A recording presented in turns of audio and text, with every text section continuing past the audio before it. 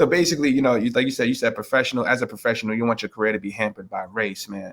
So I'm curious, man, because you've been around the block, man. You have a crazy journey. Like just to be in the game for as long as you've had, with like 20 plus years, bro. Like that's incredible, right? So I'm sure you experience everything, right? From racism to, being blocked to all those different things. So how have you been able to navigate that, bro? Like how have you been able to get executive leadership buy-in on certain initiatives? How have you been able to navigate just us being Black professionals in America and still being where you are? So a few different things. I say the first is to be conscious of who you are and conscious of the landscape before you, right? And conscious of how that landscape shifts, right? Depending on public position on certain events that are happening. Yeah. Right. I think if you're a Black professional over the last 2 years, the murder of George Floyd may have opened up a lane and the sudden understanding and acceptance for a certain time. Yeah. Right. Suddenly you were human. Yep. It was no cooler time to be us.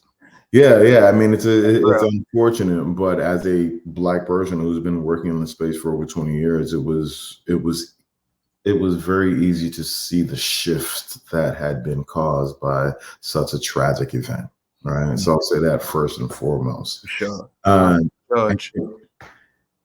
other thing, aside from being conscious, what was the question again? Just so I make sure I'm framing. Yeah, no, just how have you been able to navigate, something like racism, for instance, in an industry that is mostly controlled by, people that are not Black? Yeah, I mean, hey, so being conscious of it all, conscious of your Blackness, conscious of how people are reacting to that and their perspectives on your culture. All right, that's first and foremost. But I think the next part is that, unfortunately, this is work, and you can't necessarily be very emotional in work, right?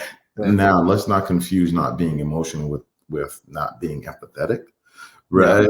Yeah. But you can't afford to have an emotional reaction to ignorance. Right. Because the reality is, hey, I live in a place that is much different from Murder Pan, where I grew up at. Right. Yeah. And I think what's most daunting to me is that when I look out the window and I see what is the reality for my kids and the other kids who live here, and possibly the reality that their parents have known and their grandparents. Right. We're all living in different worlds in many aspects of America. Right.